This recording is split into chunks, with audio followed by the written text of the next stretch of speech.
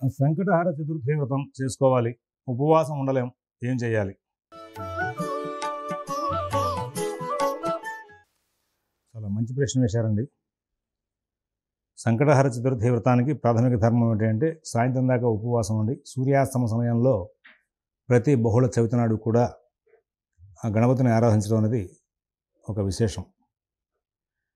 మరి ప్రాకృత ధర్మం అలా ఉంది, దానికి విరుద్ధంగా చేయడానికి మాకేమైనా మార్గం చెప్పండి అంటే ఉపవాసానికి ఒక నియమం ఉంది. వండని పదార్థాలు, పచనం చేయని పదార్థాలు తీసుకుంటే ఉపవాసంలోకి లెక్కలోకి వస్తుంది. అందువలన వ్రతం చేసుకోవాలనే బలమైన కోరికగా ఉంది అంటే కనుక పళ్ళు ఆహారంగా తీసుకుని పాలు తాగి సాయంత్రం వరకు కాలక్షేమం చేసి 1-2 సార్లు పళ్ళు తినండి, నష్టం లేదు. అప్పుడు మీరు ఏదైనా వైద్యరీత్యా మనకి ఏదైనా టాబ్లెట్లు వేసుకోవాలి అంటే కనుక వేసుకునే చేసుకోండి, తప్పులేదు. ఆ విధమైనటువంటి పరిస్థితికి వెళ్ళాలి. ఇక రెండోది, అది కూడా ఉండలేమంటే మార్గాంతరం లేదు. ఇక రసవస్తువులు ఏవి నోట్లోకి వెళ్ళకూడదు. యాక్చువల్లీ వండిన పదార్థాలు నోట్లోకి వెళ్ళకూడదు, వెళితే ఉపవాస భంగం జరుగుతుంది. ఇలాంటి సందర్భాలు వస్తాయనే ఆ భక్తిగా అక్కడ కూర్చుని ధ్యానం, మరి ఆ గణపతి మీద ధ్యాస ఉంచి మనం అర్చన చేయాలి. ఇవాళ మానవ జీవన శైలిలో ఉపవాసం సాయం దాకా ఉండగలిగిన వాళ్ళు తక్కువైపోయారు, కానీ కోరిక మాత్రం భక్తితో ఆ అర్చన చేయాలని కోరిక ఉన్న వాళ్ళు ఎక్కువయ్యారు. కోరికలు ఎక్కువైన భక్తితో పూజ చేసుకోవాలని కోరికలు, పరిస్థితులు ఏమో ఉండలేని పరిస్థితులు తీసుకొస్తున్నాయి. ఈ విషయంలో శాస్త్రం కాదు కానీ వైదికంగా ఉండేటువంటి వాళ్ళు కొన్ని మంచి మార్పులు చెప్పారు. ఏమిటి ఆ మార్పులు అంటే, మీరు ప్రాతకాలంలో చక్కగా అర్చనా క్రమం పూర్తి చేసుకోండి. విశేషంగా ఇంకా ఉండలేమంటున్నారు కాబట్టి సాయంత్రం పూట ఆ సమయానికి మరి ఇంక స్వామివారికి నమస్కారం చేసుకోవడంతో సరి, అంతకన్నా ఈ వ్రతంగా సాగే అవకాశం లేదనే మాట ఒకటి. రెండోది, ఒకవేళ సాయంత్రం దాకా ఉపవాసం ఉన్నా నీరసం మీద కాన్సన్ట్రేట్ చేసి అర్చన చేసుకోలేరు కాబట్టి ప్రాతకాలంలో అర్చన చేయండి.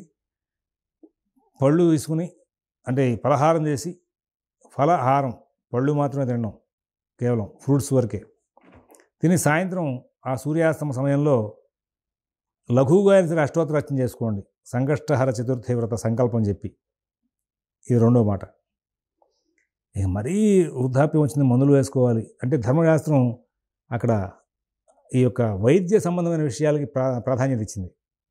అనారోగ్యవంతుల విషయంలో, బాల వృద్ధ ఆతుర అనారోగ్యవంతుల విషయంలో ఎగ్జామ్షన్స్ చాలా ఉన్నాయి. వీలైన వరకు ఉప్పు తగలకుండా ఉన్నటువంటి పదార్థాలు ఏదో ఒకటి పిష్టం తయారు చేసుకోవడం, బియ్యం వేయించుకుని వండుకుని అందులో కాస్త పాలు కానీ పెరుగు కానీ వేసుకుని తినడం, మళ్ళీ సాయంత్రం స్నానం చేసి అర్చన చేసుకోవడం, ప్రాతకాలంలో అర్చన చేసుకోవడం, సంకష్టహర చతుర్థి వ్రతానికి సంకల్పం చెప్పి. ఇది శాస్త్రం కాదు, కానీ అంటే వైదికం చేయించేటువంటి పెద్దలు మనకున్న కోరిక, అవసరం, మన యొక్క ఆరోగ్యస్థితిని వీటిని బ్యాలెన్స్ చేస్తూ చెప్పినటువంటి మార్గాంతరాలు ఇవి.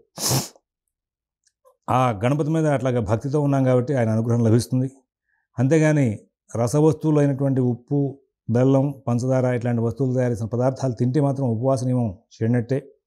అవి లేకుండా ఉన్నటువంటి ఈ యొక్క బియ్యం వేయించుకుని వండుకోవడం కానీ, ఏదైనా బియ్యపు రవ్వ కానీ గోధుమ రవ్వ కానీ వండుకుని అందులో ఉప్పు కూడా వేసుకోకుండా కేవలం మజ్జిగ పోసుకుని పాలు పోసుకుని కానీ ఆగి తిని దాంతో సాయంత్రం అర్చన చేసుకోవడం అనేది పెద్దలు చెప్పిన మార్గాంతరాలు మాత్రమే. ఇది మళ్ళీ ఎక్కడండి శాస్త్రంలో ఉందా చూపిస్తారా అని అడగద్దు. ఇవి మార్గాంతరాలు. కారణం ఏంటంటే యజ్ఞాల్లో కూడా మధ్యాహ్నం పూట మరి హవిస్సుని మళ్ళీ సాయంత్రం దాకా వాళ్ళు ఆ యజ్ఞ కార్యక్రమాలన్నీ చేస్తున్నారు, యజ్ఞాలు యాగాలు కూడా.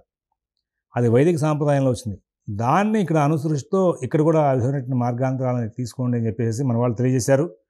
వాటిని అనుష్ఠిస్తే మనం దోషం చేసినట్టేం కాదు, అది తెలుసుకునే ముందుకు వెళ్తారని భాషిస్తూ స్వస్తి.